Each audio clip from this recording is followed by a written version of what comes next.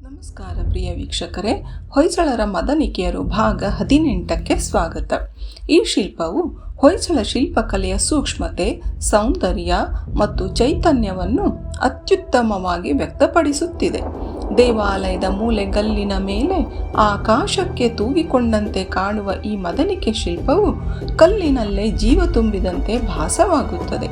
ಸೌಮ್ಯ ಮುಖಭಾವ, ಮೃದುವಾಗಿ ತಿರುಗಿರುವ ದೇಹ, ತಲೆಯ ಮೇಲೆ ಹಿಡಿದಿರುವ ಸುಂದರ ಕೋಲು ಹಾಗೂ ಮತ್ತೊಂದು ಕೈಯಲ್ಲಿನ ಸೂಕ್ಷ್ಮ ಭಂಗಿ, ಕೋಲನ್ನು ಎತ್ತಿ ಬೀಸುತ್ತಿರುವ ರಭಸಕ್ಕೆ ತುಂಡಾದ ಹಾರ, ಹಾರುತ್ತಿರುವ ದಾರ, ಮುಂದಕ್ಕೆ ಸರಿದ ತೋಳುಬಂದಿ ಹಾಗೂ ಕಂಠಹಾರ, ಬಟ್ಟೆಯನ್ನು ಎಳೆಯುತ್ತಿರುವ ಕೋತಿಗೆ ಬೆದರಿಸುತ್ತಿರುವ ಭಂಗಿಗೆ ತಕ್ಕಂತೆ ತೆರೆದ ಕಣ್ಣು, ಬಾಗಿದ ಕುಡಿ ಹುಬ್ಬನ್ನೂ ಕೂಡ ನೀವಿಲ್ಲಿ ನೋಡಬಹುದು. ಇವೆಲ್ಲವೂ ಶಿಲ್ಪಿಗೆ ಮಾನವ ಭಾವನೆಗಳ ಮೇಲೆ ಇದ್ದ ಆಳವಾದ ಅರಿವನ್ನು ತೋರಿಸುತ್ತದೆ. ಕೇಶವಿನ್ಯಾಸ, ಆಭರಣಗಳ ನಿಖರ ಕೆತ್ತನೆ, ಮುಖಮುದ್ರೆ ಪ್ರತಿ ವಿವರದಲ್ಲೂ ಶಿಲ್ಪಿಯ ಅಪಾರ ಸಹನೆ ಮತ್ತು ಕಲಾತ್ಮಕ ನೈಪುಣ್ಯತೆ ಸ್ಪಷ್ಟವಾಗುತ್ತದೆ.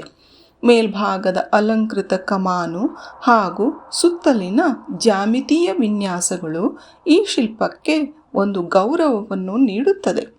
ಈ ಶಿಲ್ಪವು ಕೇವಲ ಅಲಂಕಾರವಲ್ಲ, ಅದು ಸೌಂದರ್ಯ, ಸ್ತ್ರೀತ್ವ ಮತ್ತು ಚಲನಶೀಲತೆಯ ಸಂಕೇತ.